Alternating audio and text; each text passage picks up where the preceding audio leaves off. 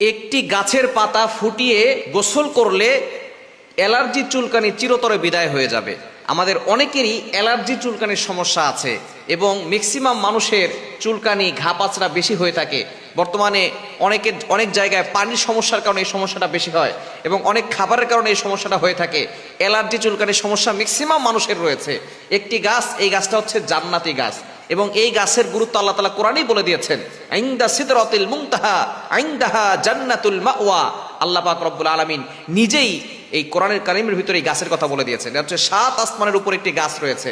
হযরত জিবরাইল আলাইহিস সালাম কিন্তু 7 আসমানের উপরে সিদরাতুল মুনতাহা থাকেন, সেখানে একটি গাছ রয়েছে। এই গাছের কথা আল্লাহ তাআলা নিজে বলে দিয়েছেন, এটা হচ্ছে জান্নাতি গাছ। এবং নবীজি সাল্লাল্লাহু আলাইহি ওয়াসাল্লাম যখন এখানে গিয়েছিলেন তখন তিনি এই গাছটা দেখেছিলেন। এই গাছটা হচ্ছে বড়ই গাছ। কিভাবে খাবেন, কিভাবে আপনি গোসল করবেন এটা বলে দিচ্ছি।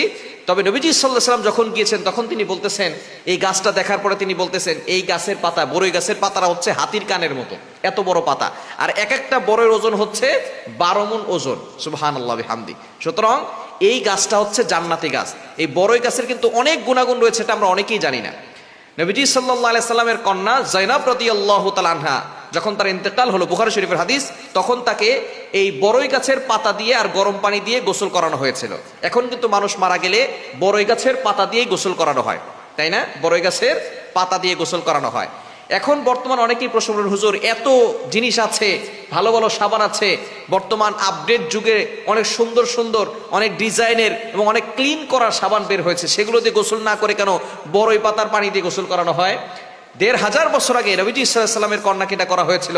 নবীজি সাল্লাল্লাহু আলাইহি ওয়াসাল্লাম বলে দিয়েছেন, এখন 1500 বছর পরে চিকিৎসা বিজ্ঞান এটা নিয়ে গবেষণা করেছে।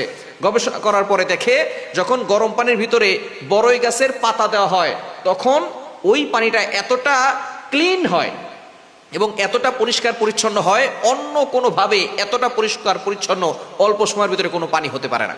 সুতরাং মৃত্যুর যখন কোনো মানুষ ইন্তেকাল করে তখন তাকে এই পানি দিয়ে গোসল করানো হয়। এই 1500 বছর আগে কোনো ল্যাব ছিল না, কোনো টেকনোলজি ছিল না, তখন নবী সাল্লাল্লাহু আলাইহি ওয়াসাল্লাম এই কথা জানিয়ে দিয়েছেন। আর বর্তমান বিজ্ঞানীরা নিয়ে গবেষণা করে শেষ পর্যন্ত তারা মুসলমান হয়ে গেছে। সুতরাং এজন্যই, যেহেতু পানিটা খুব ক্লিন করে এবং মৃত মানুষকে সুন্দর করে পরিষ্কার পরিচ্ছন্ন করে গোসল করে, এজন্যই গরম পানিতে বড়ই পাতা দিয়ে গোসল করানো হয়।